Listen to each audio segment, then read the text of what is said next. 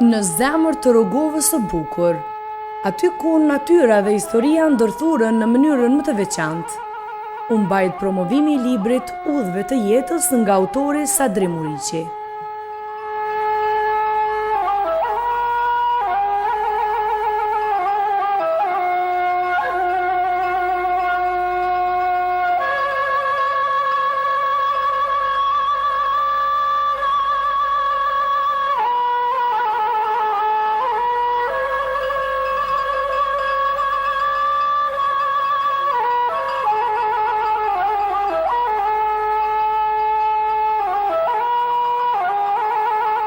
Rugova me bukurinë e saj mahnitse, u bë skenë e një ore letrare ku fjala, kënga dhe tradita u ndërthurën si një poezi e gjallë.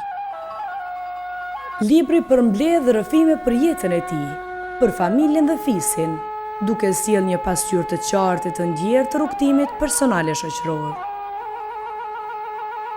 Pjesëmarrja e kryetarit të komunës së Pejës Gazmend Muhaxheri, veprimtar të shumt, familjarë miq të autorit dhe pjesëmarrës të tjerë, ja shtuan edhe më shumë vlerën këtij promovimi të librit.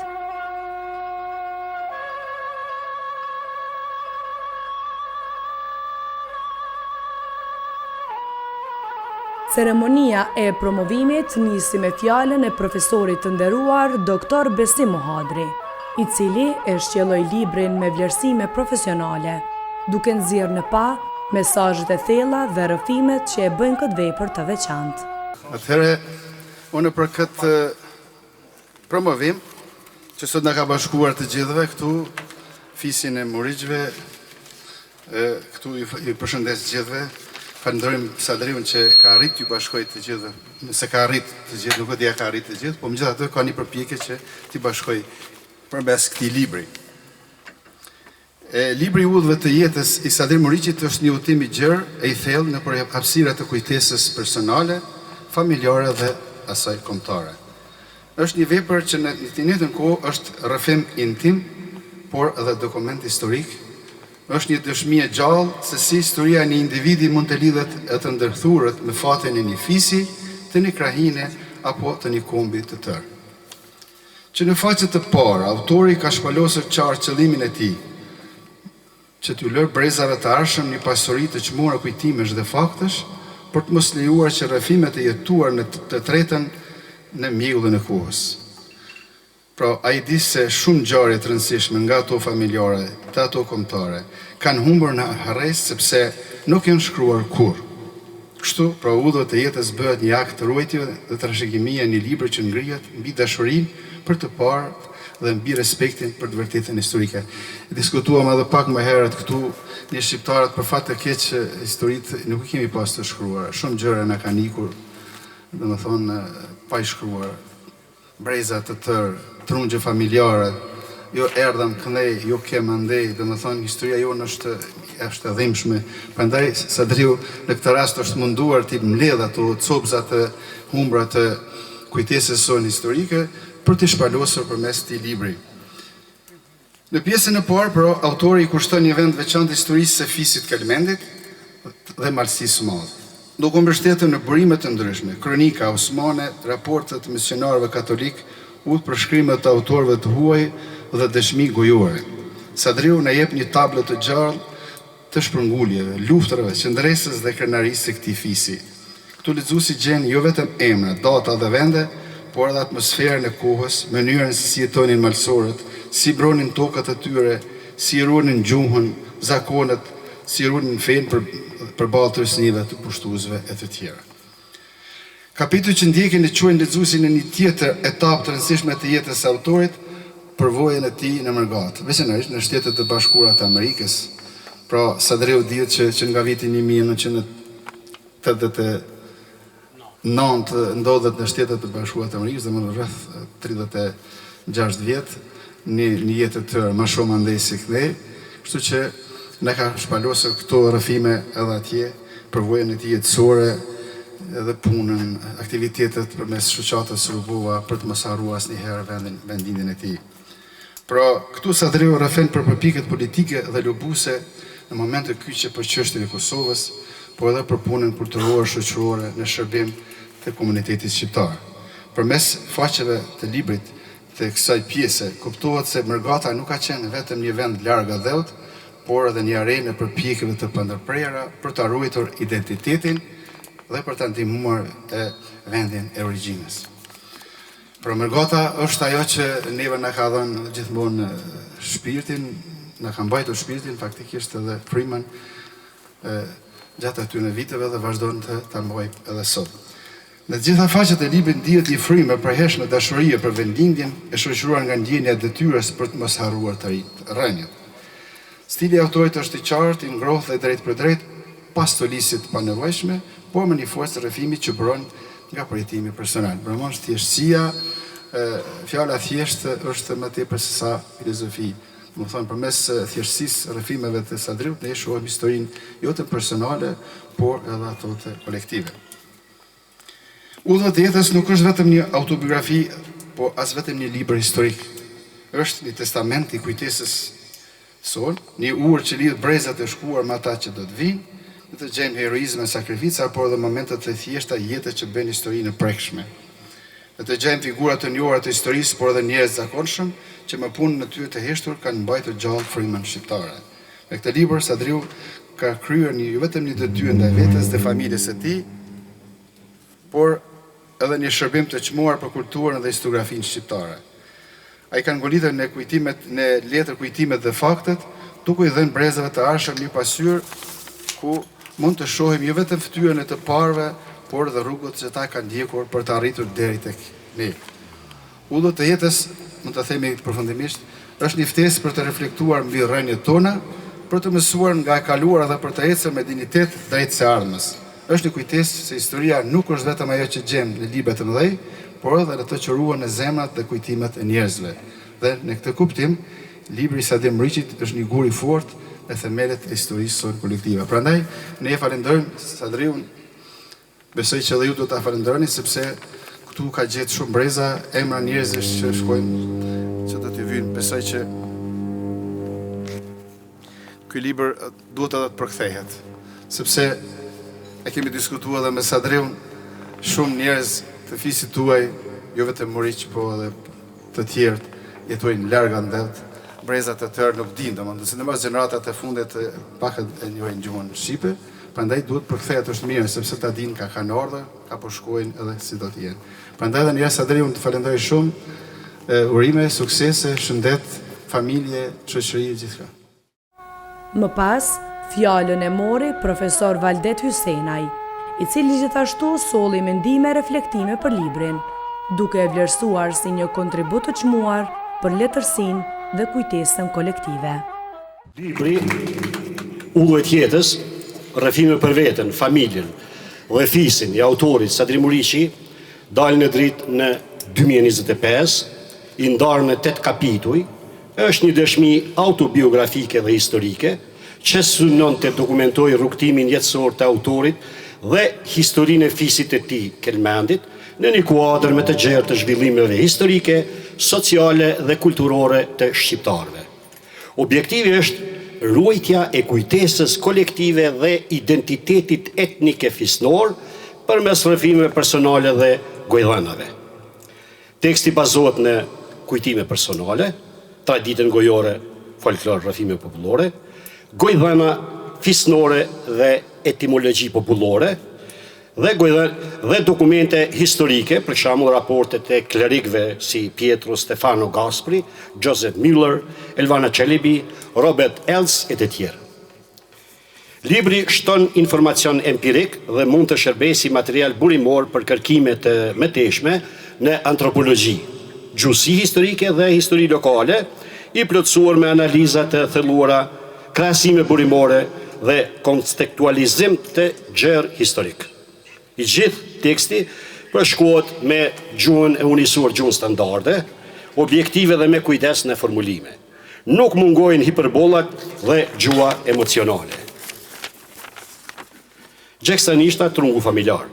Kjo pjesë është një parathënie apo shënim sqarues që përgatit lexuesin për prezantimin e një gjenealogjie familjare, një element me vlerë historike, etnografike dhe identitet të lartë.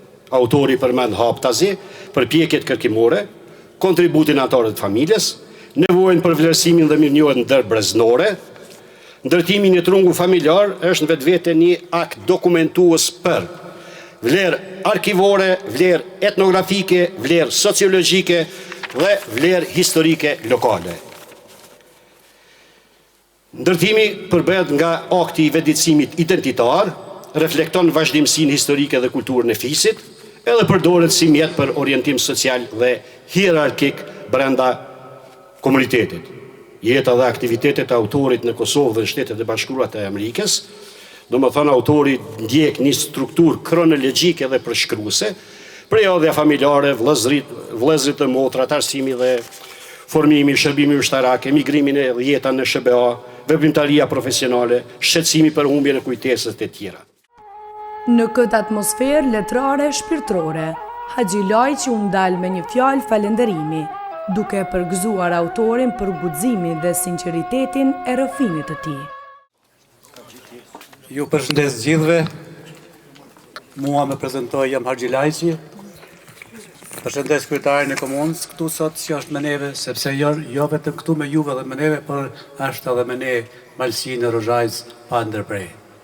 Këtu bashkë me neve sot, me mua, me ju, është një mik i imi edhe juji, mik i trojeve tona Valdet Çobaj, dhe Xhevat Isnici, e thasun e Xhevat Mulej, i cili ka ardhur këtu Sadri, Daja Sadri. Unë jam Haxhi Lajçi, dajt e mi kanë qenë nga Vukli, ndërsa gjyshja ime nga Koshutani. Unë për herë të pare marrë këtu këtë libër, Udhëve të jetës. Sadri kemi biseduar bashkë, me keni treguar që po punoni rreth librit, unë duhe me e marrë, zume ta kthy e ma, duhe me e marrë dhe me e lexua, por me të rua shnet, edhe me u tregu gjithë shqiptarëve që ajo pjesa e jonë që e madhe edhe besa jashtëzakonisht e dhenshme janë mergjimtarët tonë. Jo diaspora, por bashkëdhetarët tonë, cilët kanë marrë dyrët e huaja të botës, por nuk e harrojnë vendin e vetë. Unë e di çka ka këtu për e lexuar. Sinqerisht e kam. Sepse kemi që kam bëshkrua, i nderuam daja jem. Sadri Morisi. Gjyshja eme ishte Fan Cekja, Fan Morisi, prej kësaj treve. E mbetur pa prind. Duke ikur qysh në Jugosllavinë e vjetër, në Jugosllavinë e moçme, me kretë familje kishte kaluar e dalë në Shkodër. Gjithë ju kanë vra. E pastaj pat një fatkeqësi kur edhe familja e mbetur e atyre se i zuri bora. Më vonë e vujtjet tona kombëtare, jo vetëm këtu në Koshutan, po gjitha ndej në trojet tona. Flamur, të përshëndes, të falenderoj, unë nuk me e zjas ma shumë, të roj shnet, jetë gjatë, juve dhe mbëstjet e para se mramja, po plëtë për plëtë projekte dhe vepra tjera. Faleminderit shumë.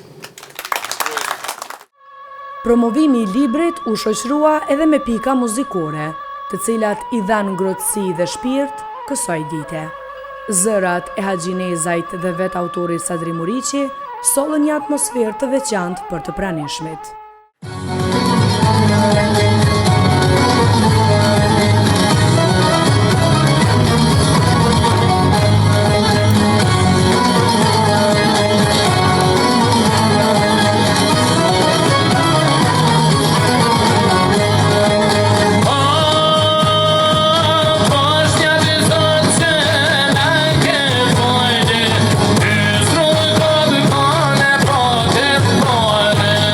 He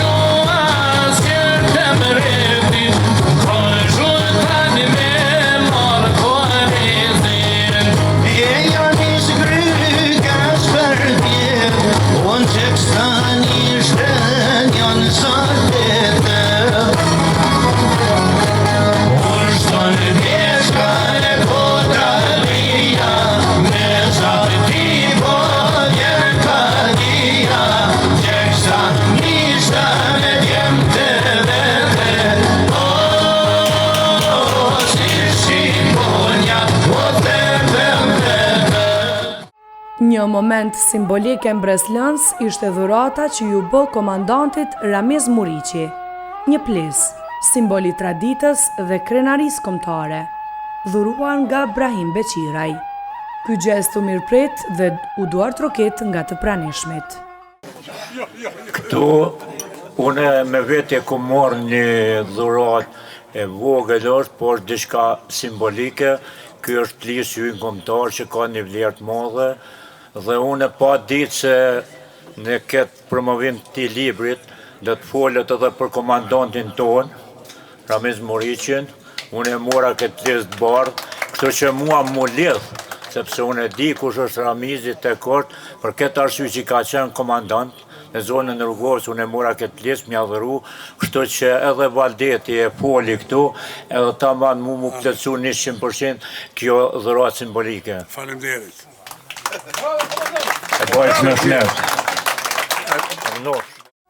Ora letrare vazhdoi mëtej me pika të tjera muzikore, ku paraqiten Shkodran dhe Kujtim Shala, bashkë me Sadri Muriqin, duke e bërë këtë promovim libri një ndërthurje të bukur mes artit, muzikës dhe fjalës së shkruar.